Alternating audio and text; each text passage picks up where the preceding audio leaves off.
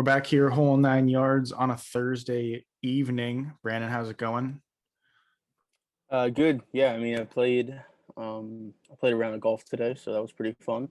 Nice. Um, It's the weather's, it's phenomenal. yeah, the last 2 days have been 60 degrees, like no wind. Perfect days, honestly. I mean, we played yesterday also, but we played today. So, yeah, that's what I've been up to. How about you?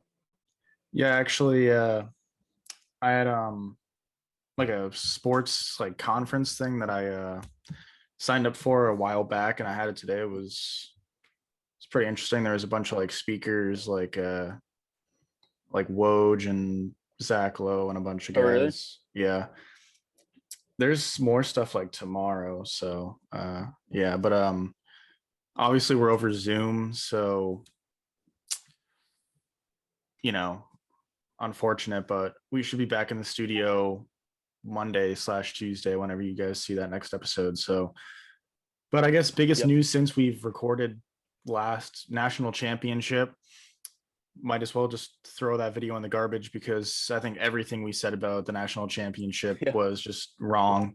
I think the only thing I remember saying that was right was, and it wasn't even like really that much of a take, but it was just if Baylor plays insanely well, they'll win the game, which is, basically basically what happened. They just went on a big run to start the game. They shot the ball insane. They just were the better team for the first how basically the first half, and then the second half it was a relatively even game. I think you were just waiting for Gonzaga to make that run to come back and make it close, but they never did, and Baylor won. Uh, Obviously, I think the most important like statistical thing was, Gonzaga is going to not be the first undefeated team in since what 1976. Yep. So, that's unfortunate, I guess, for whatever that means. But yeah, what'd you think of the game? Yeah, I mean, when we were talking about it, I think the only thing I said that did happen, I said if Baylor just keeps shooting like they were shooting against Houston, especially from three, where they were in this game, in the national championship game, they were 10 of 23, then they'll have a chance to win. And that's exactly what they did. I mean, from the floor, if you look at their best players, Mitchell and Butler, they were only 6 of 15 and 6 of 14 from the floor. But from three, they were combined 5 of 13. So that kind of makes up for their lack of shooting from 2 point, but from 3 point, they were really good. And if you look at Gonzaga from three, they were 5 of 17. So, I mean, that was kind of the difference in the game. I know it was a 16-point game. I know Baylor was basically winning the entire game, but Gonzaga had some spurts late at the end of the first half and then a little bit in the second half.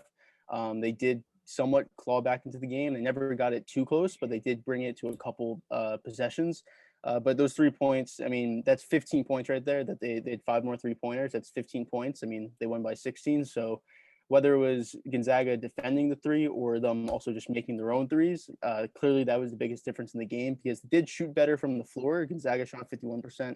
Baylor only shot 45%. But I just think it was those threes that killed Gonzaga. And obviously the beginning of the game, I mean, the start, Baylor, I forget exactly what the score was. It was a couple of days ago now, but I mean they were basically up 20 from like the beginning of the game. So Gonzaga just put themselves in a hole, and it didn't help that they were making outside shots. Yeah, yeah. I mean, it, it's unfortunate because Gonzaga, this was definitely their best chance to actually win a NCAA tournament.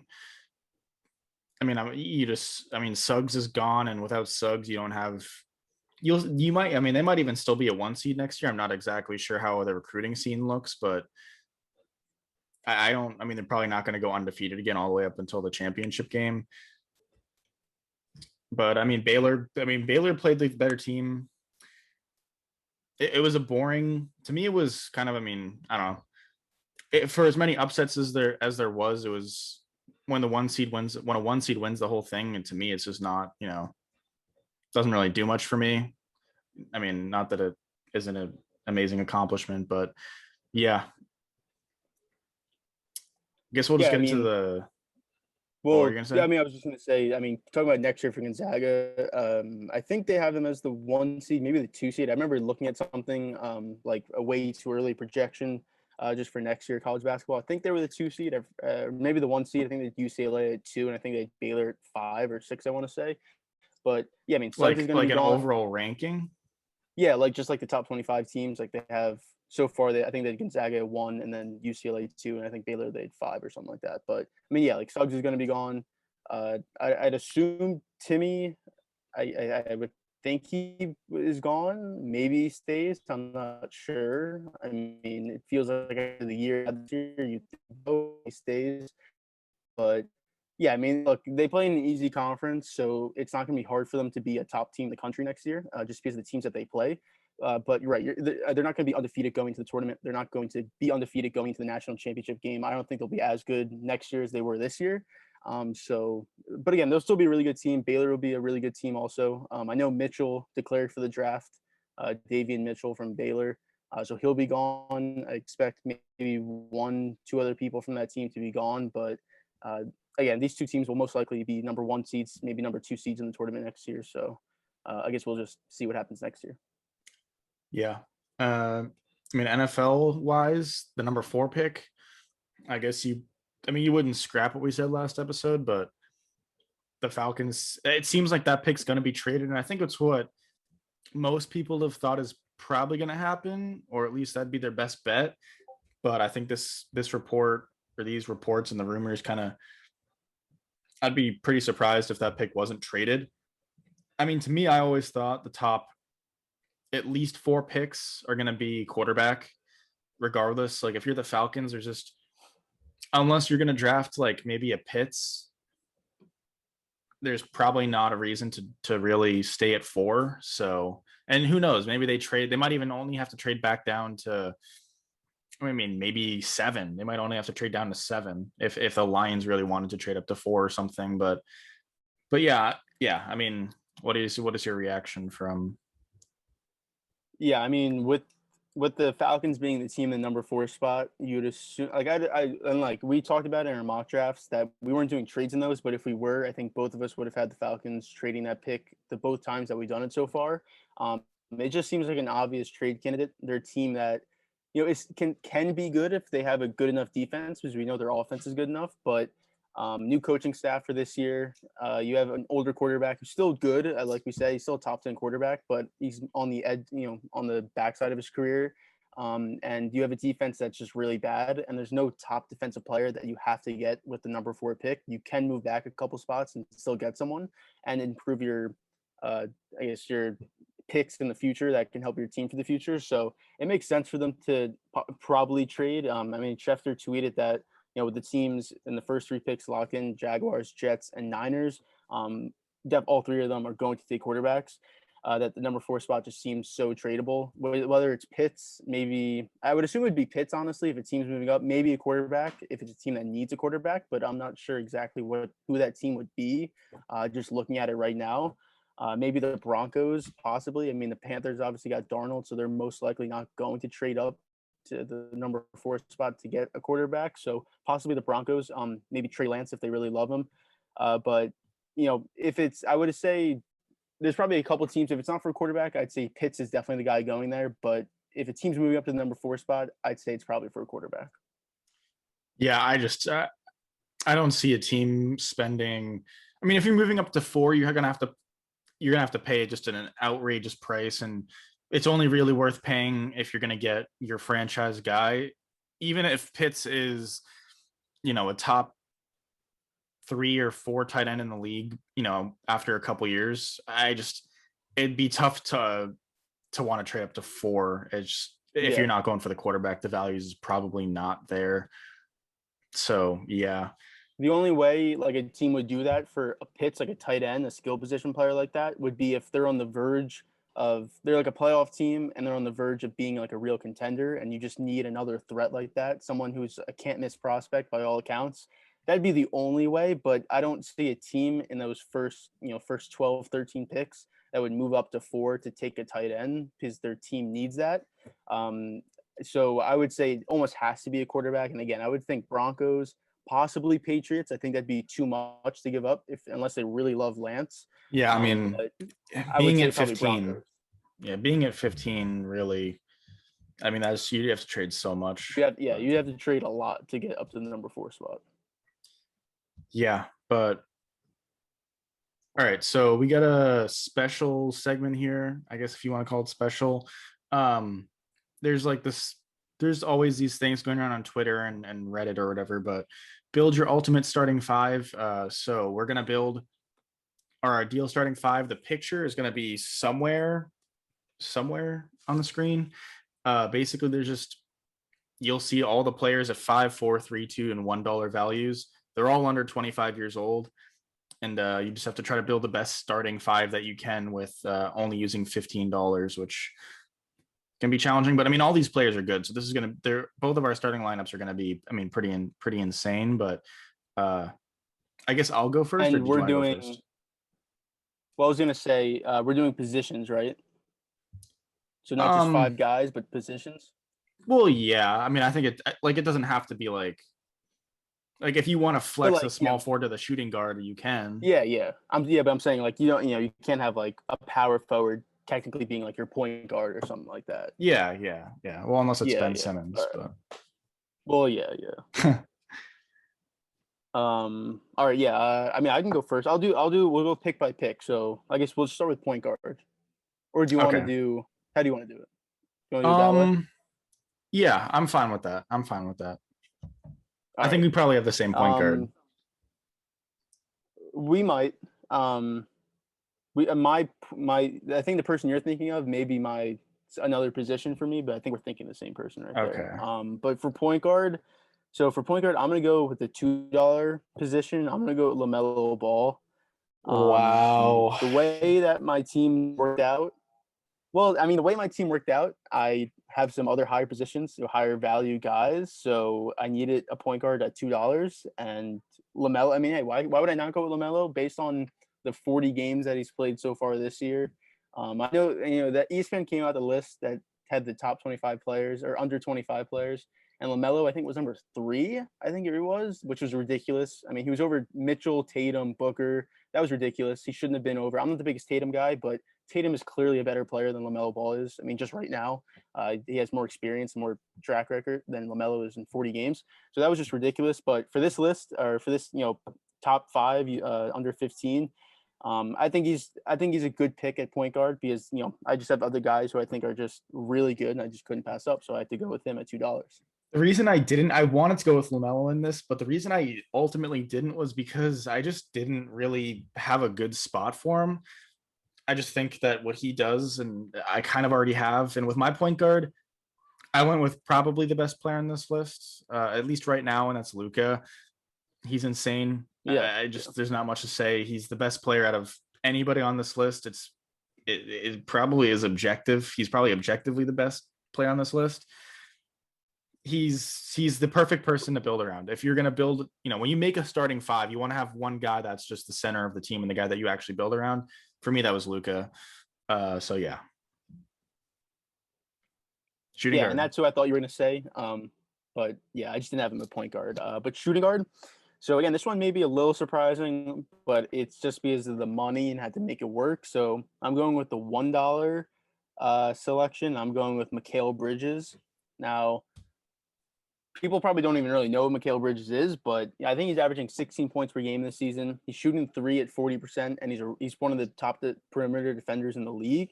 And again, I'm looking at this as my starting 5. So I need certain values from different people. So LaMelo could be playmaking and rebounding, and Mikal could be shooting and defense, which is big because the next guy I'm going to take isn't great at defense. So I think a $1 with the money that I had to work with, I think it's a good selection, Mikal Bridges. Yeah, I mean, Mikal Bridges. I went with Mikal Bridges too. At $1, it's just Oh, okay. it's such a good value. Yeah. I think he's like the perfect glue guy. They talked about it in like the thing that I was at today. I think it was like Zach Lowe, Shane Battier, Woj, and David Fizdale. I mean, yeah, Mikal Bridges. He's your 3-and-D guy. He's a free agent next year. He's probably going to get, I mean, 20 mil a year, probably around that at least. He's gonna get some good money. Yeah, Yeah. he's going to get some nice money. He's physically, he's he's everything you want, a 3-and-D guy, and he might not even be in his prime yet. I mean, he's like 25, but he's entering that prime for $1. I need some defense there, especially with Luka at the point. So yeah, he can play defense, shoot the ball. He doesn't need to dribble. He doesn't need to create his own shots. I mean, I've got Yep. people to do that. So yeah. Exactly, and that's what I was thinking too. Just worry about shooting and defense, guarding the opposing team's best player, and then shooting on catch and shoots. Exactly what I was thinking. But for small forward, for me, I'm going with Luca. I put him at small forward and point guard. I mean, he is. I think he's 6'8". I want to say he is maybe 6'7", so he can play small forward.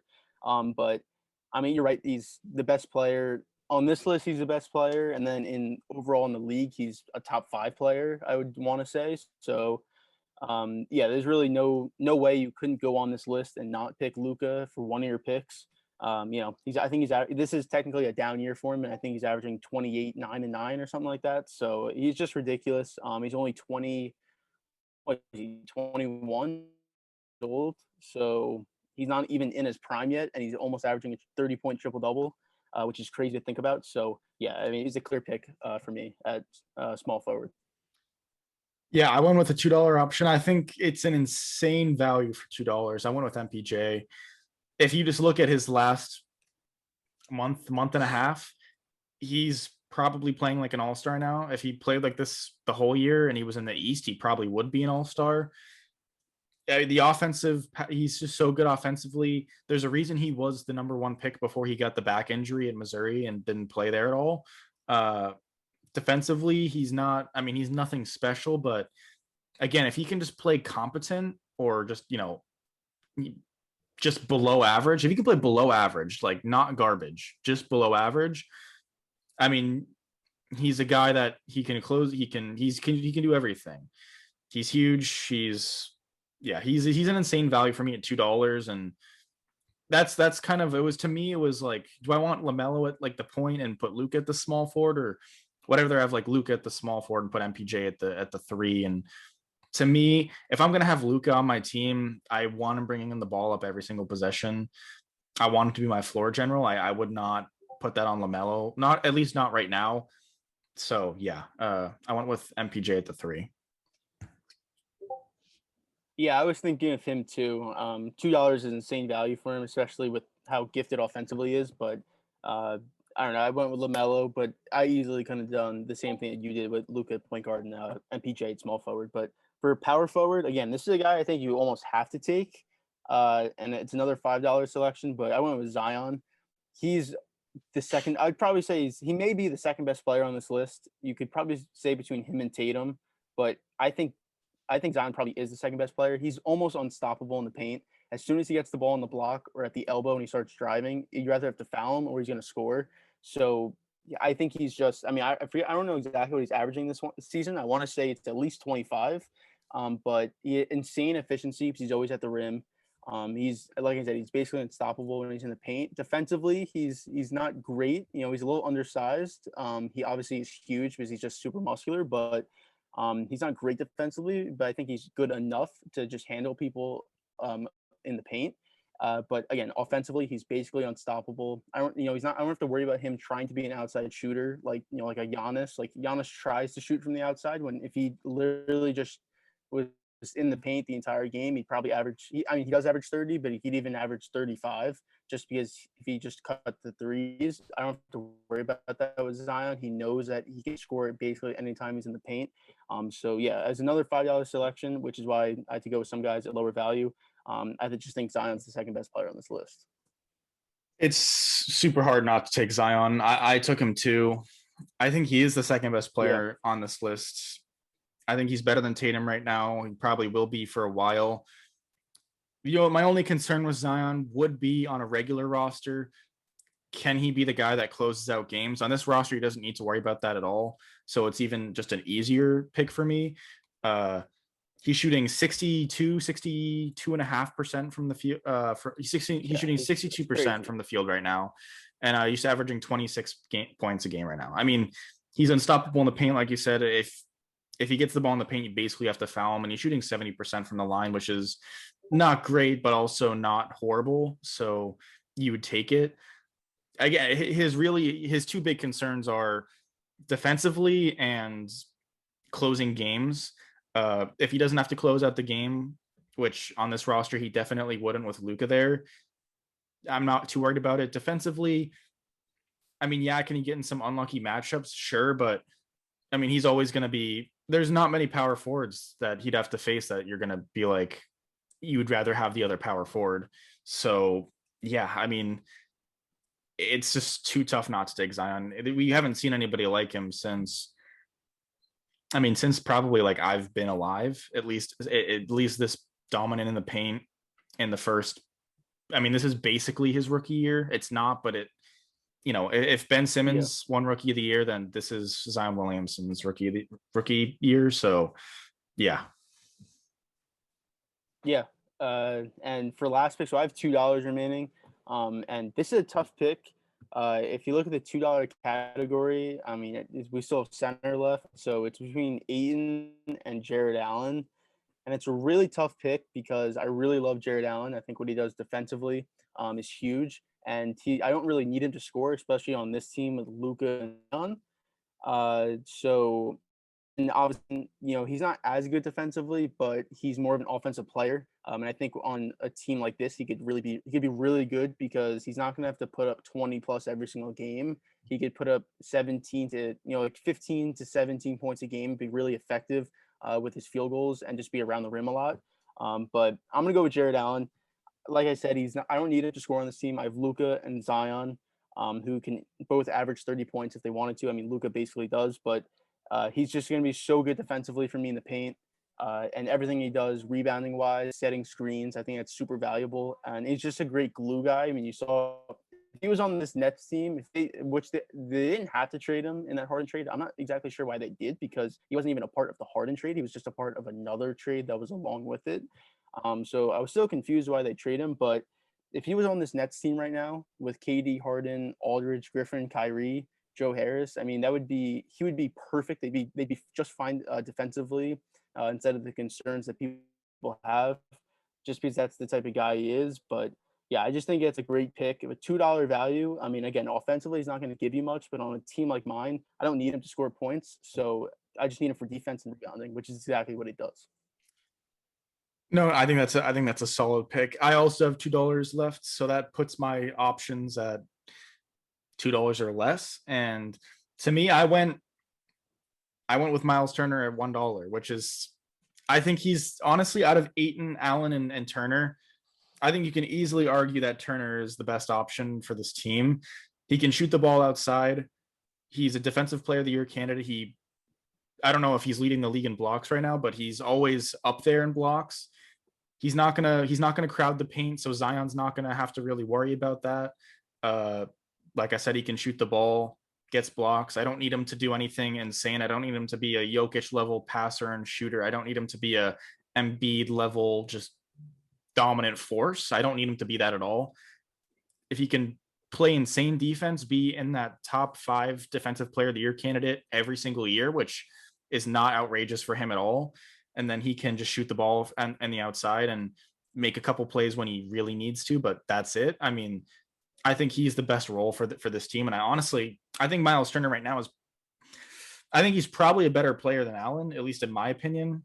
And I think he's a different player than Aiton, but I think on this team, I think Turner's a better fit than Aiton. So yeah, I went with Turner, and I guess I'll donate the $1 to charity or something. But Yeah, I mean Turner's a good pick. I think on any team with Zion, you need your center to be able to shoot threes or at least be a threat from the outside to clear the paint. Which I was definitely somewhat tempted to take Turner, but I just think for my team to have Bridges, who could be my great perimeter defender to help out with Lamelo or even Luca, and then to have Allen to help out in the paint with Zion, who's like I said, he's undersized, he's not great defensively. I think I just needed that extra defense. So I'm kind of banking on more defense than spacing wise for my offense. I just think my offense is good enough to score no matter what. I mean, we see Zion does play with Steven Adams, who isn't as good defensively, but he's basically the same player as Allen and where they camp in the paint. But I just think, obviously he's doing really well. He'd probably do better if they didn't have Steven Adams on the court, but I think with Allen, I think his defense is just so valuable. And he's kind of similar to Turner in that, they're just really good defensively. I think even though Turner's in the defensive player of the year conversations and Allen really isn't, I think that their defense is probably similar. And rebounding wise, Turner's not a great rebounder for being 7 foot. I think he averages like 8 rebounds in the game, which is kind of ridiculous for being 7 foot, but it's not a bad pick at all though.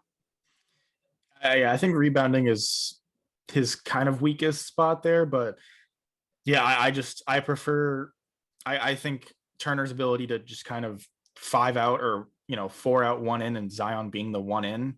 Yeah, I think that's huge. So I went with Turner.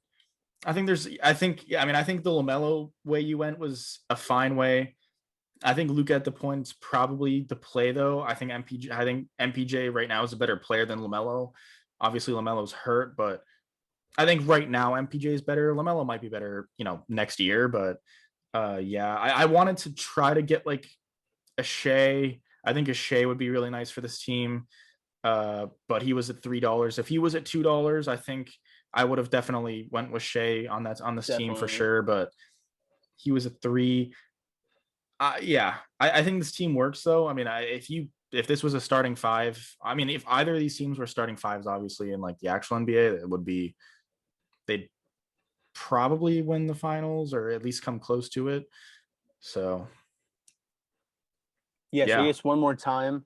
My team is LaMelo Ball, Mikal Bridges, Luka Doncic, Zion Williamson, and Jared Allen. yeah, mine's Luke at the point, Mikal Bridges at the 2, MPJ at the 3, Zion at the 4, and then Turner at the 5. So I mean, if you're looking at just the list itself, I guess like bad value picks in my mind. Not that this is a part of the exercise, but I think bad value picks. I think D Book at $5 is a lot to pay for D Book. I mean, it's tough because you're not. It's just impossible to make it like completely even. But you can't take D Book at 5 when you are looking at Luka and Zion. Same with Donovan Mitchell. Probably, I think Tatum you like might be able to, but it's just Luka and Zion. I feel like that's just such a good combo to build around. And Yeah, when you have a Mikal Bridges, Miles Turner, even Lonzo Ball to a certain extent, MPJ, LaMelo, like when you have all these great players at $1 and $2, it's just super hard to argue anything other than Luka, Zion, and then build around them and pick some $1 and $2 players. It's unfortunate because it kind of just makes the $4 and $3 options just like instantly yeah. obsolete. Unless you wanted to you could go Luka, Zion, and then a $3 player and then two $1. I tried. I just couldn't get it to really work as well as I wanted it to. But you probably could have gone like Luka, Mikhail. I mean, I don't know. Well, It's tough. yeah, team. I was thinking about this as probably my second option would have been Luca at 5, SGA at 3, Sabonis at 3, Bam at 3, and then Mikal at 1. I think that's another way to That's go.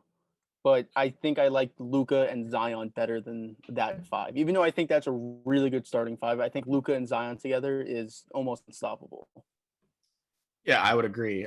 You could go Luca, Zion, Shea. I mean, this is in no starting order, but Luca, Zion, Shea, and then pick two $1. The only problem is like I don't know. I guess you go Mikal. Well, yeah, you It'd go be Mikal Turner, I guess, right? you could. I mean, is that I don't know. So would you put? I mean, who would you'd have Luca at the 1, Shea at the 2, Mikhail at the 3? I guess, or would you? I mean, yeah, unless you put I Shea at the mean, 1, I would Mikhail at the honestly, 2. I'd honestly put Shea at the 1, Mikal at the 2, Luca at the 3, but have Luca be my point guard because I think Shea's more of a two Okay, guard than a point guard. So I'd rather yeah, just Luca just be my point guard, even though he's technically the small forward. yeah. No, I think that's another route you could go down.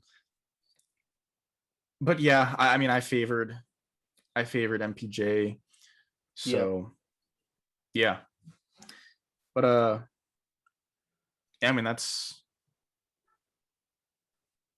it for this episode. So appreciate everybody who stayed to the end. Pretty short one, I guess. But we'll be back Monday I guess probably either Monday night or Tuesday at noon, depending on like what happens in the sports world. But yeah. Yeah, and our next episode is going to be our last mock draft where we're each going to create our own mock draft. So we're not going to go back and forth. So yeah, we'll each have our own 16 first round picks. Still no trades, I guess we'll do. Maybe we'll do trades. I guess we'll probably talk about that. But yeah, just that's going to be Monday's episode. Alrighty. Monday night, Tuesday afternoon.